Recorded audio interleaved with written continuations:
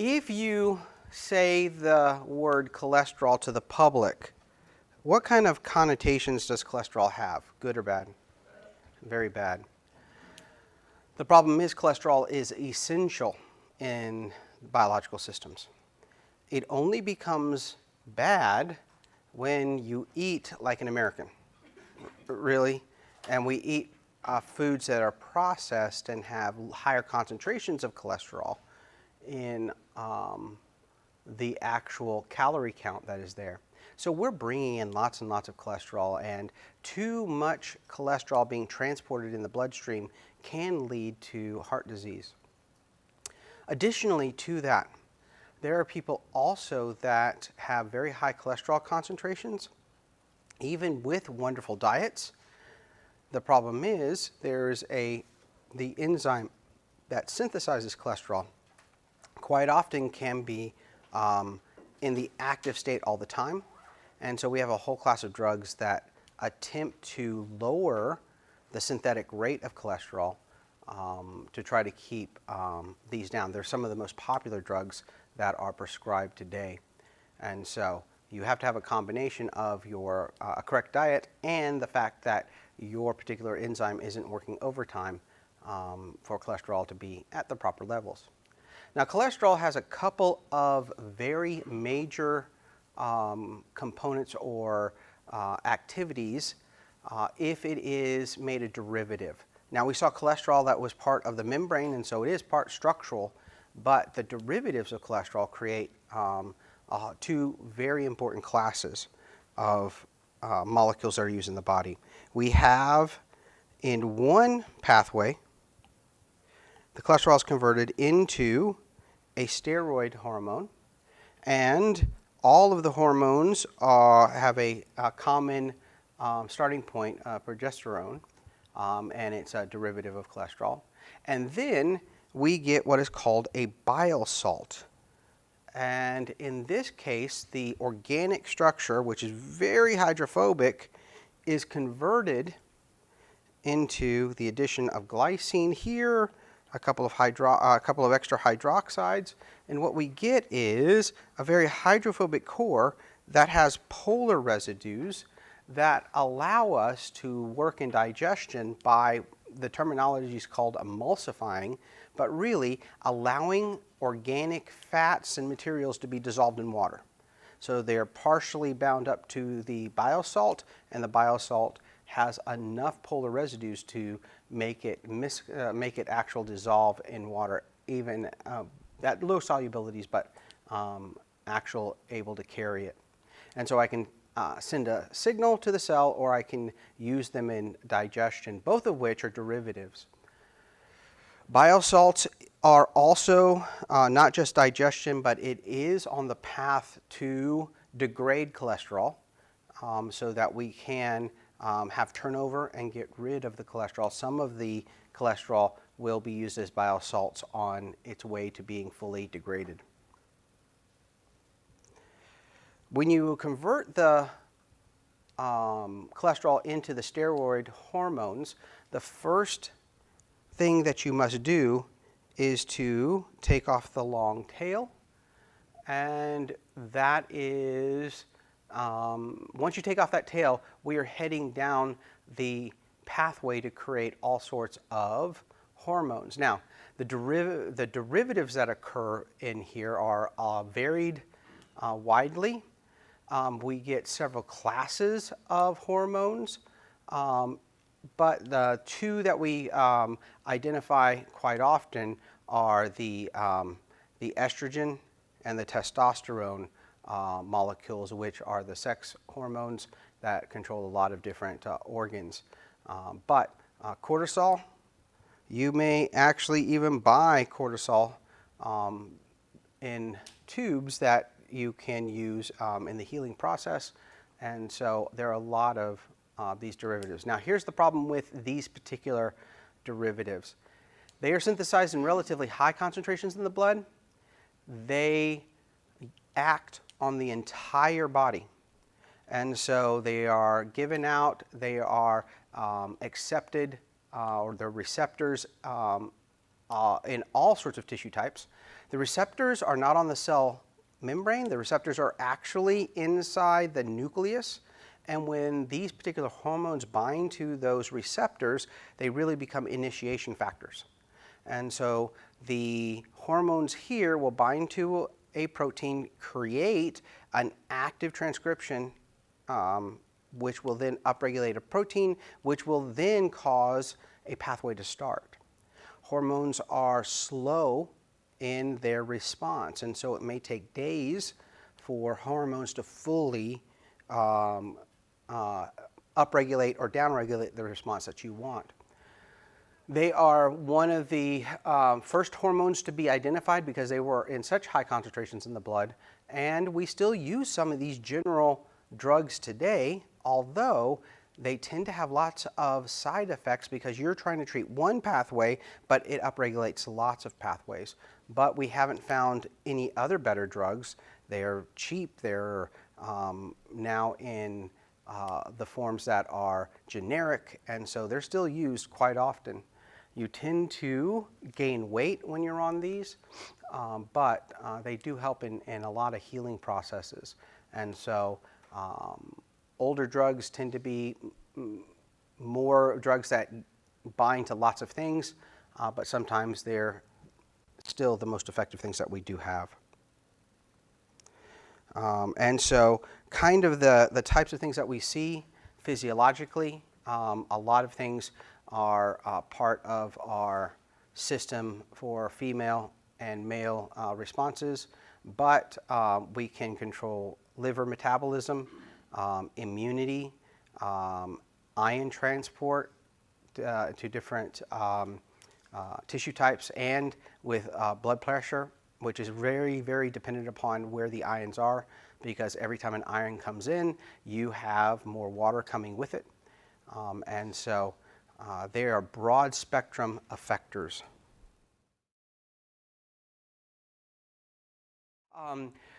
So vitamin D is really a cholesterol derivative. And so from cholesterol itself, we can synthesize that particular vitamin. And what needs to happen is we need to have ultraviolet light to break the ring. Now, here is what's happening in the U.S. population. More and more people are beginning to have vitamin D deficiency.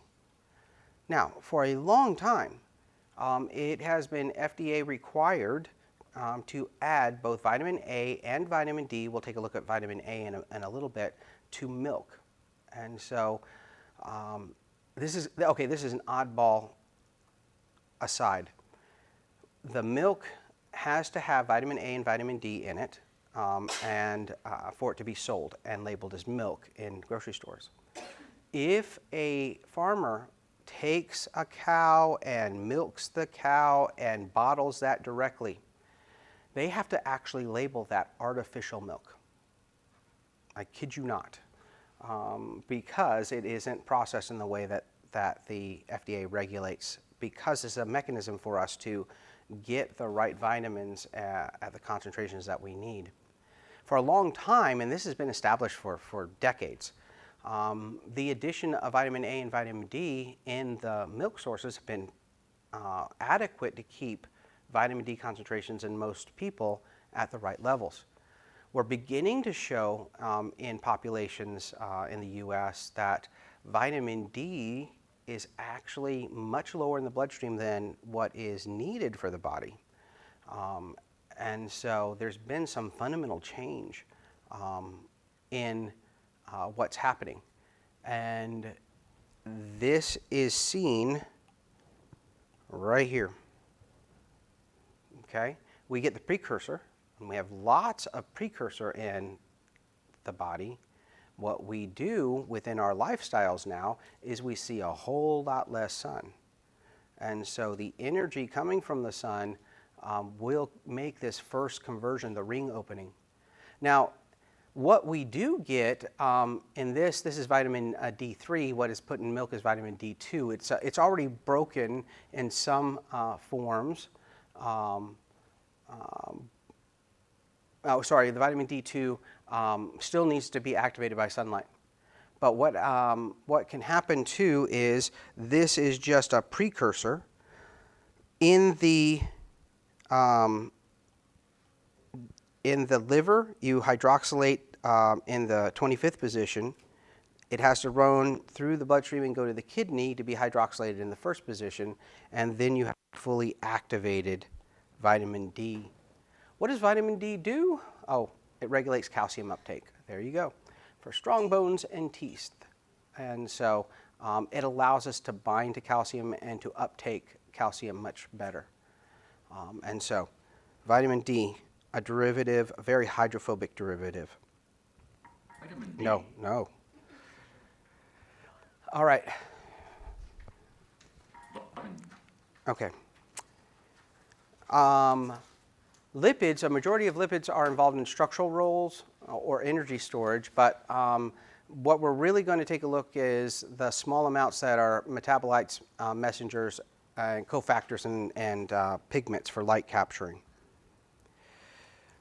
You should have seen in either Cell or Biochem 1 the pathway here. I talked about it actually yesterday, called the phosphoinositol pathway. And what happens is, upon a receptor that is on the outside of the cell, you hit and activate a G protein. The G protein is a trimeric protein that dissociates from the alpha subunit, which is stimulatory most of the time, from the beta gamma regulatory subunit. That alpha subunit will, in this pathway, upregulate phospholipase C. We learned phospholipase C last time. And so what it does is it cuts a membrane lipid, a phospholipid. And what it really will cut is phosphatidylinositol 4,5-bisphosphate. Okay? And so the phosphatidyl has the inositol as the polar head group, but remember, phosphatidyl has a phosphate that connects the glycerol to that sugar. The sugar has 2 phosphates on it. Once you have the receptor upregulate the phospholipase C, it breaks it into diacylglycerol, which is glycerol with 2 fats, and the inositol 1,4,5-triphosphate, most of the time written as IP3, inositol triphosphate. The inositol triphosphate will go to the ER, bind a channel, and allow calcium to rush into the cytosol. That diacylglycerol will go and bind to protein kinase C, which is also associated to the membrane. And diacylglycerol will increase protein kinase C's affinity to calcium. Calcium binds, and only when you have both the diacylglycerol binding and the calcium bound will you have the activation of the protein kinase C, which then will regulate other enzymes by phosphorylating them. And so what we've done is we've taken a structural component in the membrane and converted them into signaling molecules. There are other fats that don't work on the entire lipid, but can take a particular fat that are found in lipids and synthesize eicosanoids. Now, eicosanoids are hormone-like. Hormones are small molecules released in the body that affect the entire body.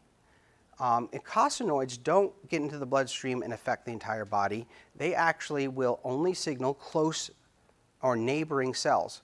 So they work like a hormone, they just don't go to the whole body. They only act on cells that are near them. And so the fat that is converted is derivatives of arachidonic acid, a 20-carboned fat that has 4 unsaturations. Now, this particular fat is an essential fat, meaning one we must eat. The problem with this particular fat in terms of our biochemistry is that we cannot put the unsaturations in the 11th and 14th position. Some other entity must do that, and actually plants do that. We can't. We don't have the enzymes to do that. But this particular fat is necessary for 4 separate classes of signaling molecules. And so we will need to eat this, have it incorporated, and be ready to be converted. Again, what we have is some sort of hormone binds to a receptor. Here is the alpha subunit of the G protein, which will get activated. The beta gamma subunit will be released. And in this particular case, it's the beta gamma subunit, which is regulatory, that will cause the phospholipase A2 activation because the inositol is on the 2nd position, and we get the fat that is released. Now, the fat has a lot of flexibility because it has 20 carbons, but because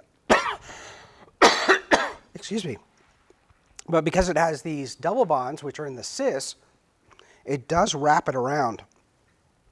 And that's how it actually fits into the active site of the enzymes that are going to process them. The 4 different kinds of signaling molecules or classes are leukotrienes, thromboxanes, prostaglandins, and prostacyclins. So those are the 4 different classes. Now, in this particular type of synthesis, we knew that adding aspirin produced some good effects. Okay? We've used aspirin a very long time, even before we knew the mechanism of action. Okay? Aspirin acts in a lot of different places, but one of its main places is in the enzymes called the COX enzymes that cause the conversion of the arachidonic acid into several of these signaling molecules. In particular, the pain relief and the lowering of fever is mediated by blocking these particular enzymes, which block this conversion. And so you would think then that some of these molecules down here lead to fevers and lead to pain, and we will find that to be the case. And so aspirin works in a whole lot of other mechanisms. It's a lot more general, but this is one of its main mechanisms of action of why we use it. So if we take a look at each particular class, they signal different things in the body. Prostaglandins belong to a class that are ether soluble, okay? And when we were first discovering things in the body, actually it was an organic chemist. Before there were biochemists, they were organic chemists that just kind of used biological entities. And just like an organic chemist, when you're going to try to separate something, what you use is a sep funnel. And you shake it up and you get some things in the organic phase, some things in the water phase, or in this case the ether layer or the buffer layer. These prostaglandins were found in the ether layer because they were so hydrophobic. Okay? And prostaglandins tend to cause inflammation, pain, and fever. This is a signal for those types of things. So if the aspirin is used and I don't make prostaglandins, I will prevent inflammation, pain, and fever from occurring. Thromboxanes and prostacyclins are very similar in their action, and really they do 2 things. They cause vasoconstriction and they upregulate the clotting. And so these particular things are released if you cut yourself, you want to vasoconstrict the blood vessel to allow less blood to go through and upregulate platelets so it can start clotting. And so these are released. You also tend to get pain if you get release of these particular signaling molecules in around the head area, and so you get constriction of blood flow to the brain. That also can cause pain. Leukotrienes are a class that is very associated with allergic reactions and responses to allergic reactions. They get the triene from the conjugated 3 double bonds in their structure. Now, each derivative will cause a different kind of allergic response. An example is the leukotriene D4, which induces contraction of the lining of the muscles of the airway and causes some types of asthmatic attacks. And so when this molecule is upregulated, released, you can actually have an allergic attack. And so a lot of times we take drugs to stop allergic reactions, and there are 2 different classes of that mechanism. And here's an example of a commercial that's trying to convince you that this particular allergy medicine is better because they're going to use a chemistry word that most people don't know about, and even a biochemistry student may not have heard this until you get to this lecture. But check out this video, this commercial.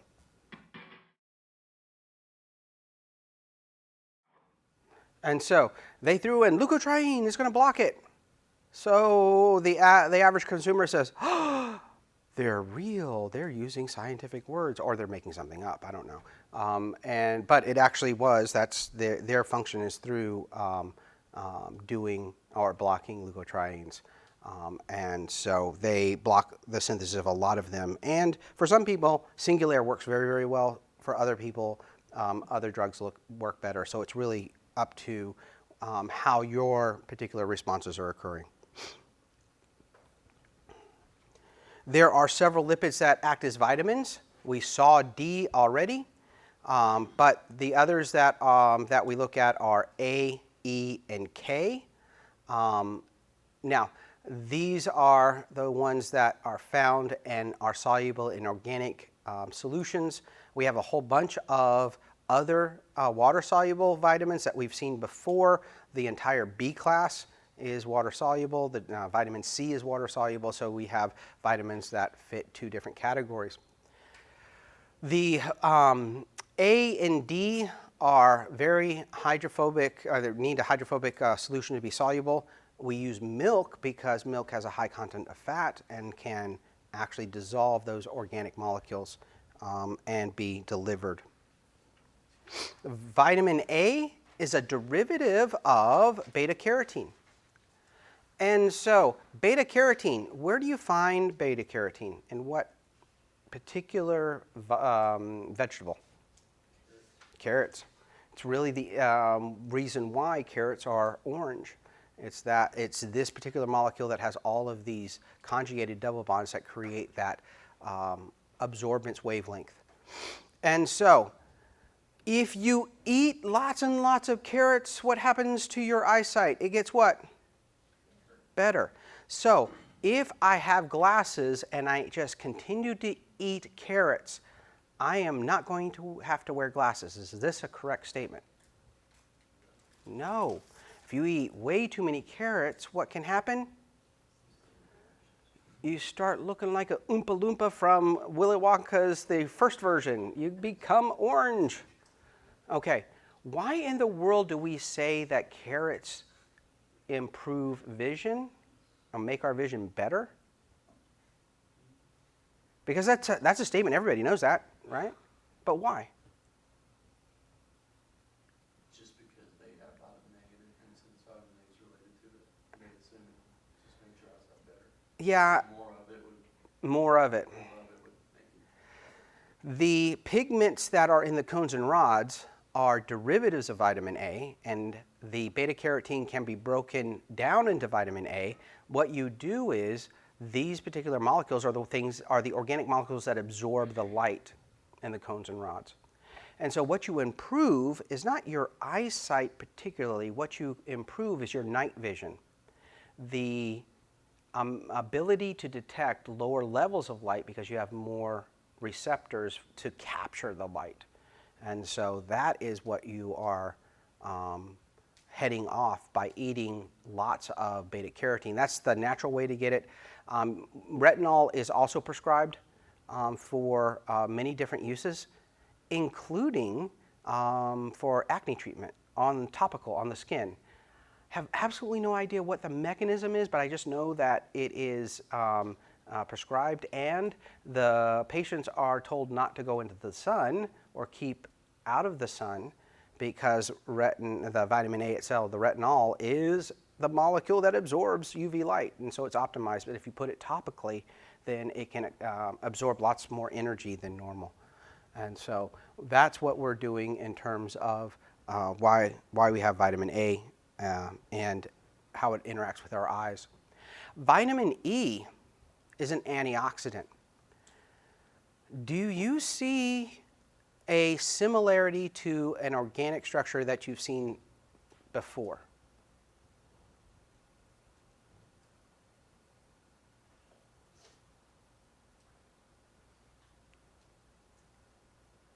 Okay. It has a ring and then a long hydrophobic tail that's a repeat of 5 carbons. Yeah, which not necessarily fatty acids because we don't have branched, but you did see 2 molecules that were exactly like this. Not the NADH. Not acetyl-CoA. We're going through it. We're getting down. The Q has a longer chain, up to 10, okay, but it has a aromatic ring, or a ring that can become aromatic as it absorbs or accepts the electrons. And so this vitamin E is an antioxidant, meaning that it can accept the electrons, and they tend to react with and destroy oxygen-free radicals. And vitamin E is actually more potent in terms of redox reactivity than even vitamin C itself, although vitamin C will save you from everything, according to my family. But vitamin C is easier to access because it's water soluble. We can get it much easier. Vitamin E has to be dispersed in something very hydrophobic. Vitamin E is quite often added to creams, face creams and things of that nature, to add an antioxidant into that hydrophobic matrix. You put it on your face and the vitamin E can be absorbed that way, topically.